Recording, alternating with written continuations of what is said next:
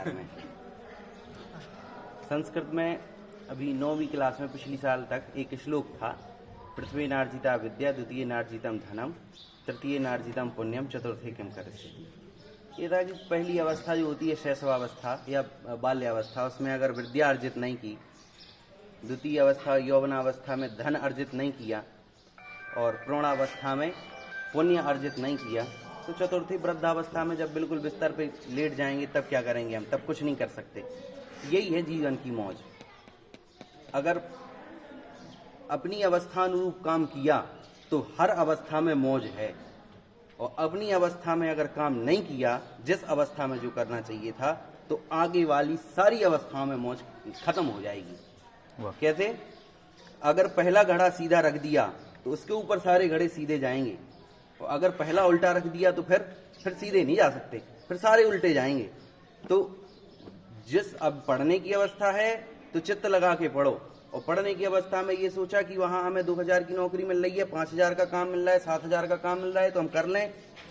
तो फिर वहां तुमने पैसे कमाने का सोचा, तो जब पैसे कमाने का बारी आएगी ना, पैसे कमाने की उम्र, तब फिर हमें मजदूरी करके पैसा कमाना पड़ेगा। मजदूरी करके मतलब जिस लेवल के हम थे वो हमें अगर काम नहीं मिला तो हम मजदूरी कर रहे हैं। फिर सही है।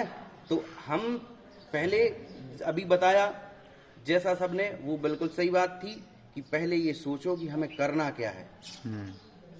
बिल्कुल कोई विषय खराब नहीं होता, कोई फील्ड खराब नहीं होती, कमी होती है मेहनत की। आप हर फील्ड में जाइए, हर फील्ड की अपनी चुनौतियां हैं, हर फील्ड में अपना अपना पैसा है। आप जैसा जाओगे, जहां आप जा सकते हो वहां जाओ। बस मौज होती है तो सफल होने के बाद, अभी किसी की मौज नहीं है, क्योंकि हम सब पढ़ रहे हैं, हमें टेंशन है कि हमें क्या करना है। जब आपके हाथ में जॉब होगी, उसके बाद जॉब की टेंशन होगी, लेकिन उसके बाद मौज चालू हो सकती है, बशर्ते आप सबकी जरूरतों का ध्यान रखें, सबको बराबर सम्मान दें और सबसे बराबर समानता का व्यवहार करें, तो आपकी जिंदगी में मौज होगी। अगर आपने सबकी जरूरतों का ध्यान नहीं रखा और खुद चले आगे, तो हो सकता है कि कहीं ना कहीं जिंदगी में अनबन पैदा हो सकती है। इसीलिए हर अवस्था में हर उसी अवस्था का काम करो, और सबको समान भाव से देखो। और सबसे पहले कुछ दिन पहले मैंने एक जगह ये पढ़ी थी उक्ति, तत्वज्ञान तिरोभावे रागादि ही निरंकुशम, कि जब तत्वज्ञान का या स्वाध्याय का जीवन में अभाव हो जाता है तो हमारे जो रागादि भाव होते ना, राग, द्वेष, मोह, या फिर जिनको हम दूसरे में कहें गुस्सा, चिड़चिड़ाहटपन, तनाव, ये फिर निरंकुश हो जाते हैं। निरंकुश मतलब इन पे हमारा कंट्रोल नहीं रहता, मतलब उस पे हमारा कंट्रोल नहीं रहेगा। तो जिनवाणी को साथ में रखो, क्योंकि ये बात 100% मानना, भारत में कोई कितनी ऊंची पोस्ट पे पहुंच जाए, कितना ही अच्छा हो जाए, जब कभी व्यक्ति परेशान हो जाता है तो अंतिम स्टेज में वो बाबा के पास जाता है कि नहीं जाता? तो वो बाबा के पास जाने से हमें बचाएगा, जो उल्टे सीधे बाबा हैं संसार के, उनसे जाने से बचाएगी जिनवाणी। वो हमें देगी मन का संबल, वो हमें मन का संबल देगी, और आपकी मेहनत आपको आगे तक ले जाएगी। हम बहुत नर्वस हो जाते हैं, ये बहुत विद्यार्थियों को मैं जानता हूँ जो पढ़ने के टाइम पे बहुत नर्वस होते हैं, हम भी होते थे नर्वस, लेकिन हमारे पास ये है कि जब हमने अच्छे काम किए हैं, जब हमने पुण्य के काम किए हैं, जब हमने भगवान की सेवा करी है, जिनवाणी की सेवा करी है, सब हमने अच्छे अच्छे काम किए हैं, तो हमने पुण्य कमाए, तो जाएगा कहाँ? आज नहीं तो कल आएगा तो वहीं। तो ये हमें शांति रहती है, और ये शांति नहीं रहे तो अभी कुछ दिन पहले एक लड़का IIT का कहाँ का वो फांसी लगा के मर गया था। क्यों? क्योंकि माँ बाप की बनी रही है, मैं क्या करूंगा जी, के वो चले गए। हाँ जी, मेंस कर चलता है। मरा था? हाँ, मरा था। तो वो इसी का नाम है रागादि ही निरंकुशम। ये रागादि निरंकुश हो गए। और अगर ये जिनवाणी साथ में है, इसके साथ में सब खूब मेहनत करो, लेकिन जिनवाणी का साथ मत छोड़ो, तो आपके रागादि या ये विकारी भाव कभी निरंकुश नहीं होंगे, मतलब आप कभी भी गलत कदम नहीं उठा पाओगे। ये होती है। और एक बात और अंतिम कहूंगा, एक श्लोक है, शायद किसका है, हितोपदेश का है, उसमें है कि एक पक्षी होता है चातक, जो बारिश का पानी सीधे मुंह में पीता है बूंद से। तो उसको कवि कहता है कि हे चातक पक्षी, सावधान मन से मेरी बात सुनो। उसका अर्थ ये है श्लोक का। वो कहता है कि हे पश्चातक पक्षी मेरी बात सावधानी से सुनो, आसमान में बहुत बादल हैं, कुछ तो केवल गरजते हैं और ऐसे ही निकल जाएंगे, और कुछ हैं जो बरसेंगे, और उसमें से भी कुछ हैं जो तुम्हारी प्यास बुझा पाएंगे। इसलिए सबको देख के दीन वचन मत बोलो। यम यम पश्यसि तस्य तस्य पुरतो मां ब्रूहि दीनम वचः। ऐसा है इसका कि सबके सामने दीनता के वचन मत बोलो।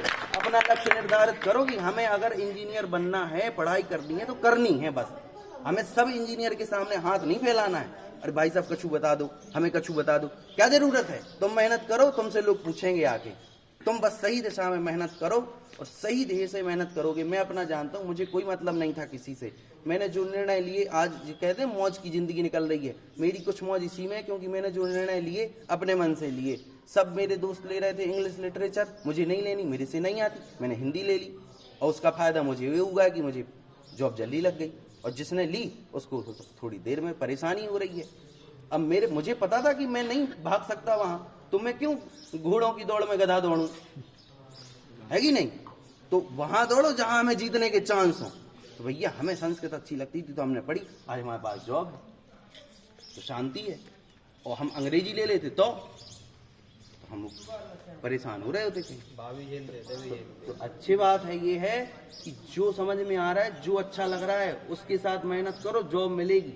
हम बहुत अच्छे हैं सबके साथ, मेहनत की जरूरत है, मेहनत भी करते हैं। बस ये है कि सबके सामने हाथ नहीं फैलाना है, सबसे सलाह नहीं मांगनी है, सलाह इनसे मांगनी है जो मांगने के योग्य हों, जो अच्छे हैं। हमें दिख रहा है कि भैया ये बहुत बढ़िया व्यक्ति है, उससे मांगो। चरित्रवान व्यक्ति से सलाह मांगो और सफल व्यक्ति से सलाह मांगो।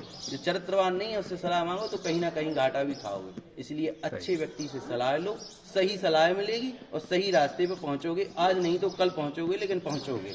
और मेहनत जरूर करो। इतना किया तो फिर जीवन में शांति है। बस ये है कि इच्छाओं को बढ़ाओ नहीं, अच्छे आराम से शांति से रहो, सब सही है। अपनी इच्छाएं भी ज्यादा नहीं है तो मौज से कटेगी। और फिर जितनी मौज जिसकी दिखती है उसकी उतनी होती नहीं है, बस दिखती है कि नहीं मांगा? जिसकी दिखती है वो उतनी होती नहीं है। अगर होती तो अंबानी काम नहीं कर रहे होते, उनके पास तो खूब पैसा है, तो छोड़ देते। तो सबकी होती नहीं है, सब अपनी अपनी जानते हैं कि हमारी कितनी है। जिसकी जितनी ढकी है ढकी रहने तो सबकी आपकी मौज में, हमारी भी मौज में है। दूसरे की मौज देख के मौज चाहोगे तो कभी सब हमेशा परेशान रहोगे। अपन मौज में है बस बहुत है, सबसे ज्यादा सुखी हम ही है। ठीक है, बस।